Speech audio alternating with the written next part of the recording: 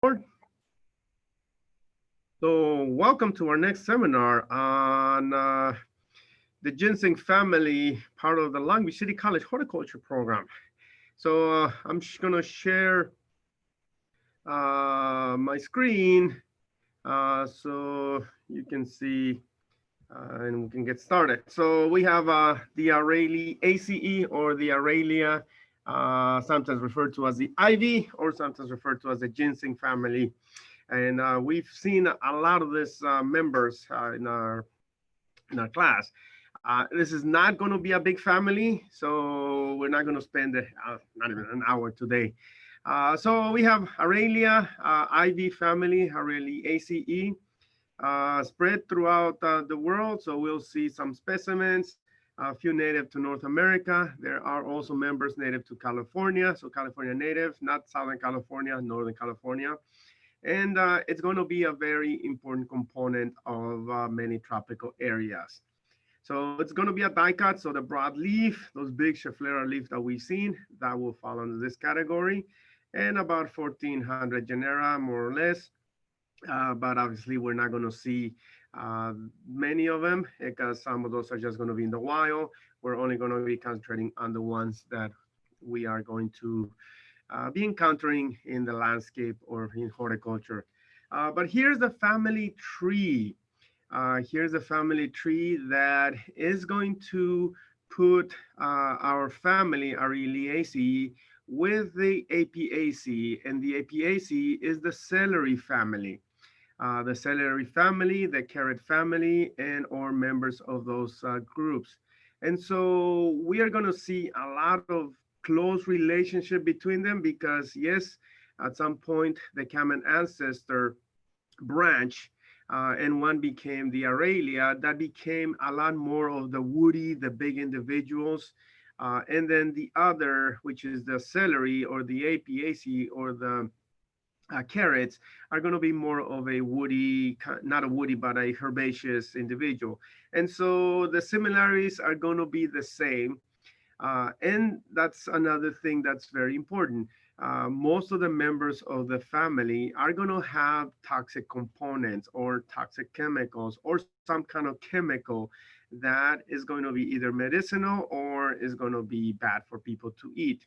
And that quality from the common ancestor is going to be shared amongst these two groups. So we do have very toxic members in the carrot family, such as poison hemlock, that will fall in this category, and also queen's antlais, and probably at one point carrot were also toxic, but either through selection or that individual that mutated that became safe for us to eat, then became the carrots that we consume now. And so just be aware they are in the apiales, and many of them may consider some of the Aralias to be very large, just herbaceous plants because, yeah, they're not going to be woody or have the thick wood as you would find in an oak tree or in other woody individuals. So they're going to be a kind of gigantic, big, semi-woody, herbaceous, big plants. And then we are going to now begin to add a component to the presentations because traditionally we just seen the family, but now to help us understand them more, there's going to be subfamilies. So here's Hydrocotyleoides and Aralioides. So there's going to be, the family is going to be divided into two subfamily, and that is just to help us separate the individuals. The first one, Hydrocotyleoides, is going to be just herbaceous individuals that might be woody, not woody, weedy, and they're just going to be hanging around in the garden. Whereas the Aralioides, the Aralia, would become more of the larger herbaceous vines or the woody individuals that we're going to see. So here we have in the category, we have Pyrosporaceae. That would be right here. So Pyrosporum will fall under this apialis, or it's also related to the celery. And so we have the flowers producing clusters. So we have from a common ancestor, one individual branch into a Pyrosporum, and that's going to be the flowers. And then the individual that branch into the Araliaceae or Aralias, that is going to be the typical flowers and produce in a cluster grouping. And here is for our celery or a carrot, that would be the flower cluster. So similar because they came from a common ancestor, but obviously different because now they have morphed and went their own way as a separate plant. But all of the flowers are going to be produced in a cluster. So you will not find a single flower or an individual, just a spike with many, many very small individual blossoms, if we were to use the appropriate word. Here's hydrocotyl. And I mentioned this is a woody, a weedy, keep saying the word woody, a weedy individual hydrocotton. It has now escaped into Long Beach. It is a kind of a water-loving, creeping herbaceous plant. And this one is showing us some of the flower clusters and even the fruit. So it started to be grown by a lot more people here. And here is the flower clusters. And here's the leaf for this.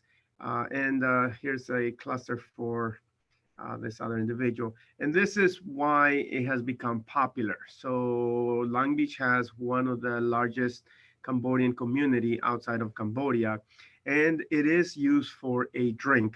It's pennyworth drink that is available through some of the local markets. And so the Cambodian community has actively grown this plant, and inevitably through natural means or lawnmowers, the plant has escaped, and now you can find it growing in many areas where it's nice and shady, and it's also very moist. You will find it growing there as a weed. So it is edible. It is has some usage, and some of the members are, but most of them will not. They're just going to be ornamental. So here is the leaf exactly like you saw earlier. And here's Aralia. Now we go into the other, and just to show you some of the type specimens. So this is Aralia cordata, growing or being sold at H&H. And here's the leaf.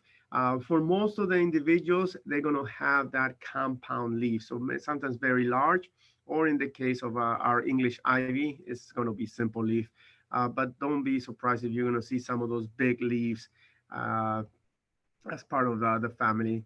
And here's the very tiny blossoms in that flower cluster for the Aralia, which is a type specimen for Araliaceae. Here's a different one. This one is Fatsia japonica, and we'll get to do this one later on, but here's Long Beach State, and you can see it used in the landscape. There's some of the larger leaves, and here is the flowers for this individual. And so when we look at the flowers for all of them, there's just not going to be anything unique to say about them, or any specific unique modifications that they have carried out. Most of them are going to be in large clusters, and so you're going to have just 5 petals and 5 stamens all uh, throughout each of the blossoms, and then 1 stigma that will then lead to the ovary that will become the fruit. And so that's it. It's just a bunch of tiny petals lumped together to create a bigger display. And that is good because we know that when you are trying to encourage beneficial insects into the garden, they often recommend fennel, they often recommend celery, they often recommend dill or other members of the carrot family that will bring those beneficial insects. And that is true. So all of these very tiny blossoms will have a lot of pollen and nectar that will be good for feeding some of the not microscopic, but very tiny wasps that will in turn help to fight some of the pests.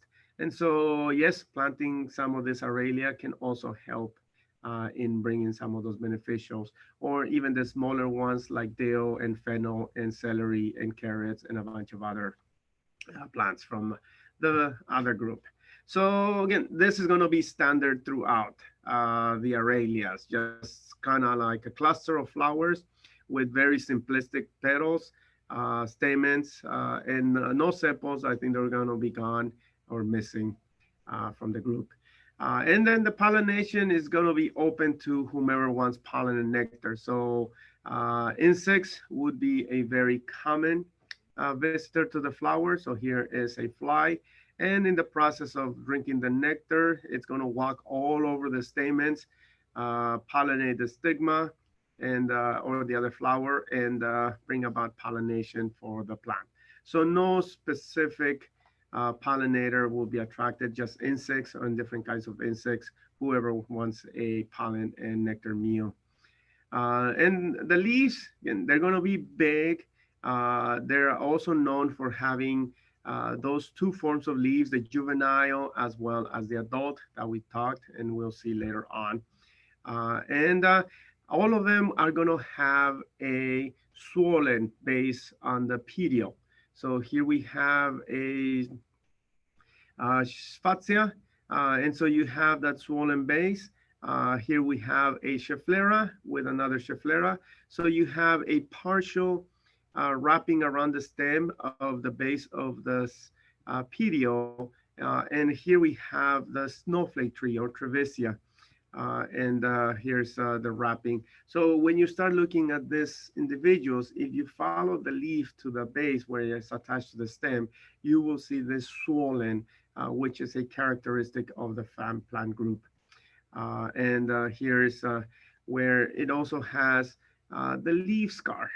So this is where the leaf used to be, but it's just this close up showing you also some of the prickles and the close up where those leaves are attached to the stem. And there's the prickles. So many of them will have prickles. Some of them will be absent, but it's just you may find them. And so probably one of the biggest group is going to be the Scheffleras. We've seen several of them in our class. So here is the Schefflera arboricola being grown. I think this is California Heights here in Long Beach. Here's as a small tree, probably a little bit big. And here's the flower clusters. And nothing to rave about, not as exciting as some of the other plants that we've seen because they're grown for the foliage, not so much for the flowers. So very simplistic. The petals probably already faded or fell off. So you just got to have the receptacle with the stamens and the stigma.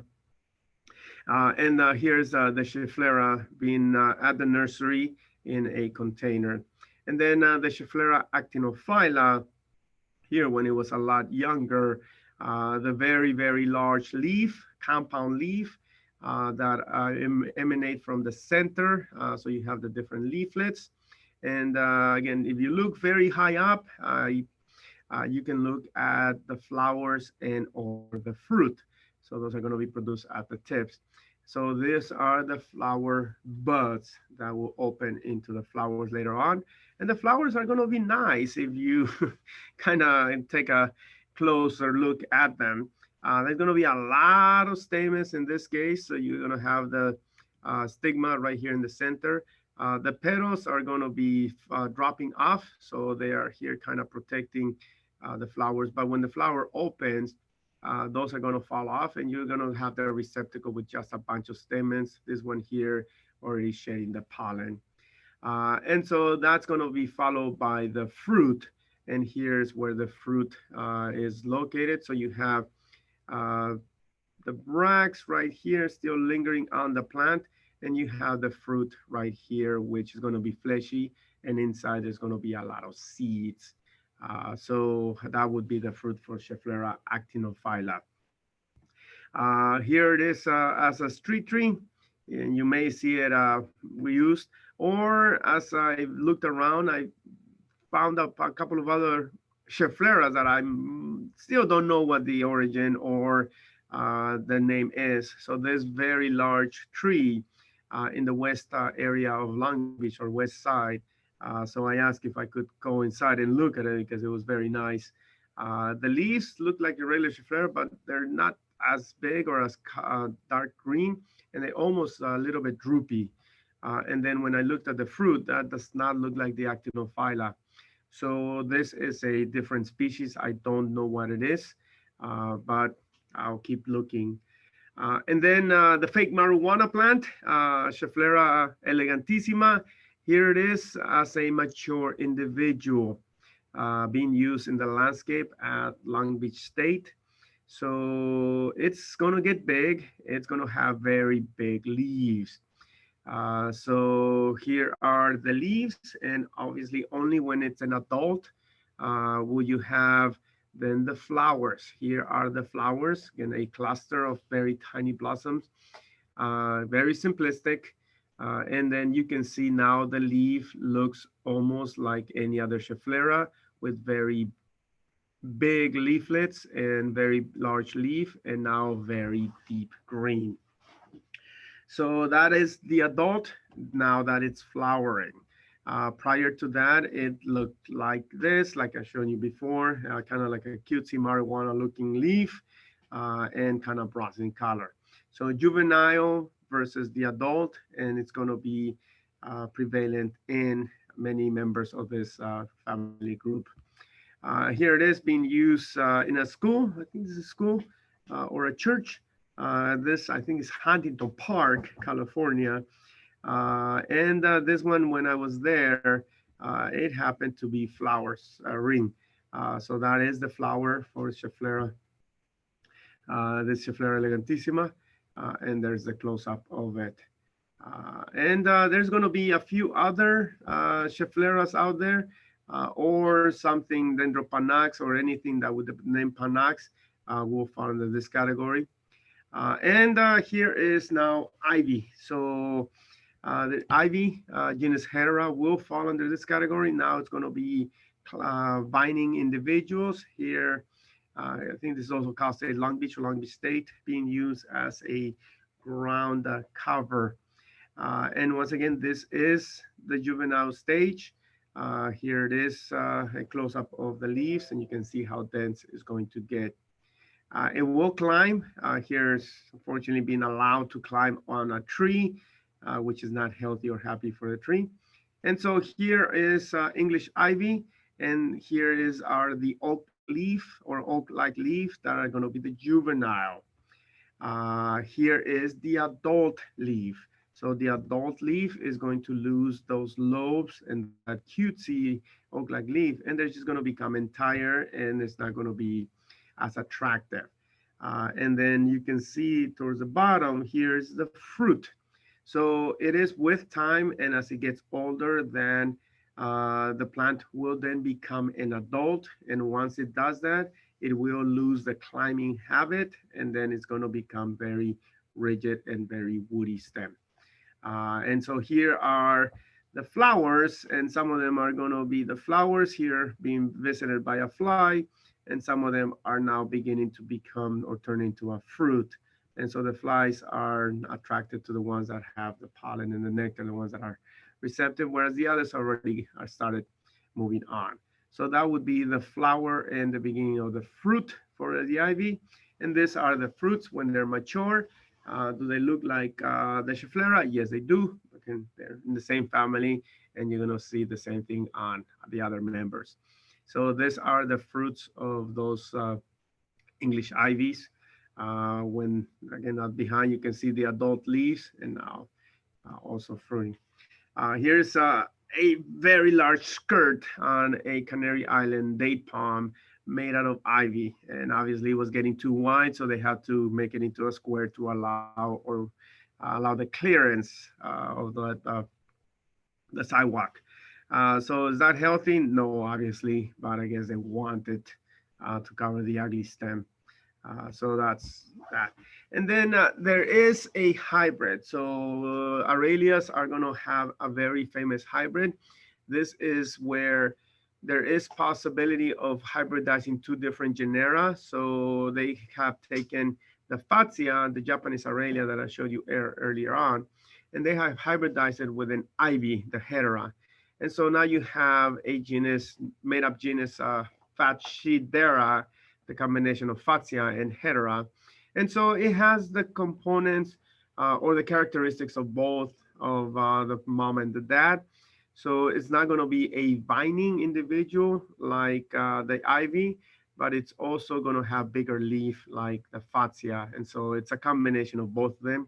Here we see it with the flowers and or the fruits. It's going to be a sterile individual, so it's not going to go any more beyond that. But you see the flower clusters just like all the other members. And here's just a close-up of those. And here's when they open. So there's just a bunch of stamens with a receptacle and uh, the stigma that I will not go into anymore. And there's some ants if you wanted to see a scale, because that's going to be small. And then we have that snowflake tree, Trevisia. There's when it was a little bit younger in age. Now it has gotten a lot bigger, of course. Here's the leaf that it looks like a snowflake, and here's the flower. So the petals kind of succulent still remain. So there's a bunch of stamens here. You can see the pollen, and there is the stigma, and that would be the ovary that will later turn into the fruit. So that's the flower for snowflake tree. Here is the fruit that looks exactly like the other members. And inside there's going to be a lot of seeds. So in this case, this is an older seed. It's going to be green when it's fresh. And here is probably one of the best ones that I've seen. This, I think this is Downey, California. And I drive, this is, I think this is Florence Avenue. And so I came across this apartment complex, and it had this beautiful snowflake tree.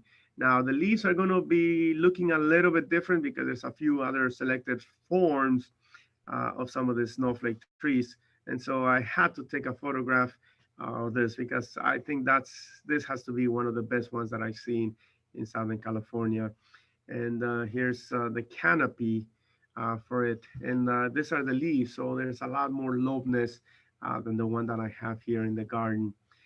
So Trevisia palmata, I sent it to my friend who's also a tree expert, and he's already seen it.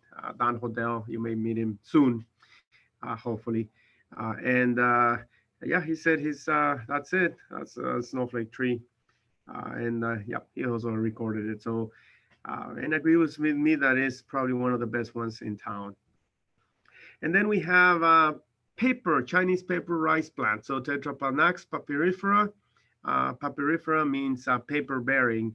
So I mentioned that the Chinese have already developed paper way before the Egyptians. And so this would be another source. Last time we talked about the Mulberry family, which is there was a paper mulberry. So here's a paper Panax or paper rice paper plant. So they take the fibers from this, and that's how they make the paper. It was very common before. Now it's here and there. I've seen a few of them in Long Beach. This is the North Long Beach area, and I don't think they're there anymore. But I need to verify. A student told me later on. But if you see them, you cannot miss them because they are very large leaves. And then there's going to be Cusonia, which is a different genus. It's going to be known as cabbage tree. And it's going to look like a Schefflera, but they're going to be more of a silvery white colorful leaves. Here's a very large in a tropical garden display. This is a hotel or a convention area in San Diego. So you have Cycas revoluta, you have Philodendron celoum. We'll talk about the tree ferns later. And then you have a nice big Cusonia or the cabbage tree. And there's the close-up of the leaves. And here's one on, this is like Carson and Walnut around that neighborhood. So was one tree that I knew here in Long Beach, and that was it. And there's the close-up of the leaves. And then this one happened to be in flower during the right time, so I was able to photograph the flowers and or the fruits now. So those are the fruits. So very, very unusual. And then not too long ago, I came across a newer landscape, and they had a few younger individuals. So here it is. right next to the building, and it looks very nice. They seem to like the silvery, colorful plants, and you see a couple of the other silver carpet and blue fescue and a bunch of those. And so when I walked around, I was able to photograph it. And on the other side of the building, there was another plant. So there was a few of them, uh, probably too close to the building, and that's why they're leaning away. But other than those few individuals, I have yet to find many more here in Long Beach. So maybe we should grow it and start also making it available because it is going to be expensive. And then there's going to be a few other genera. So Polycias, sometimes referred to as Ming Aralias or celery plant, because they'll have a leaf very similar to celery. We will see them later on, sold for their stem as an architectural type plant. And so here's just the leaves, and here's a different Polycias or Orel Panax. Now we can start looking at that Panax type thing. Here from the Arboretum, LA County Arboretum. The leaves, like everything else, the flowers in a cluster. And as you visit different botanic gardens, you may see a few other things. And then Dendropanax here, or Panax Ginseng, which is going to be probably the most famous, famous member of this family. I've never grown it, so I guess this is just from Google, an image from Google that is available. And so this will be the plant that will produce the ginseng. And these are just some of the roots from the ginseng, and it's $238 a pound of this. And so we know that ginseng has several good chemicals in them, and so it's going to be very expensive. From a seed or from a plant, it's going to be about 6 years before they're able to harvest the root to be able to have those components. So make sure that if you are going to take any kind of ginseng supplement, that it is a product of the roots, not the leaves, because many companies will say, yeah, it has ginseng. They're not lying. It has ground up leaves that does not have the right component. And it became famous, and they are asking for a high price because the chemical found within them, it's very similar to the testosterone. And so it has been used by a lot of the athletes to enhance their performance, kind of the natural way, without having to rely to the synthetic steroids or something else. And so because the athletes will pay top money for it, you would find ginseng that is going to be very expensive depending on the quality. So some of them can go for $1,000 for a single root, or thousands of dollars for a single root. So here's just a regular herbal shop, Chinese herbal shop that you may find around the city or in Alhambra area of LA County. And here's the roots available. So just dig up the plant, chop it up. You have the tap root, that would be the ginseng, and a lot of the lateral roots. So that's going to be the most economical plant. Here are dry roots being offered for sale. So then you would steep yourself some tea and then drink the compounds. So, and or we have also boxed roots or cut roots and a bunch of other things.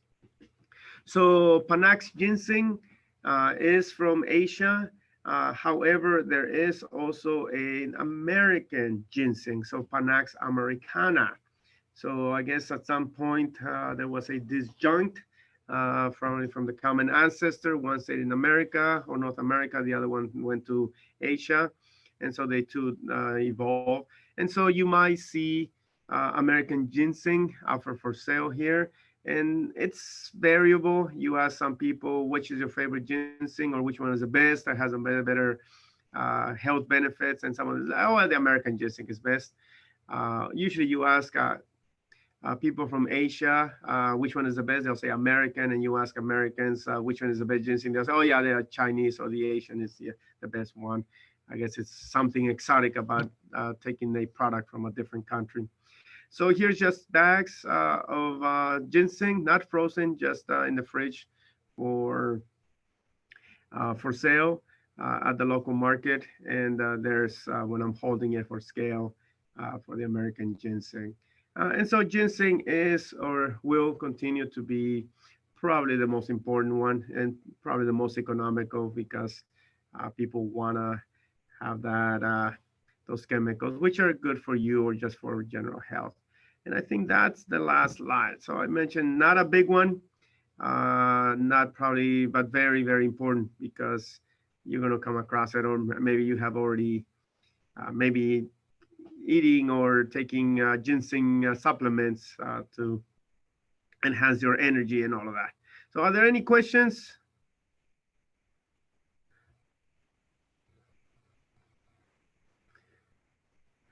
Then I'll stop recording.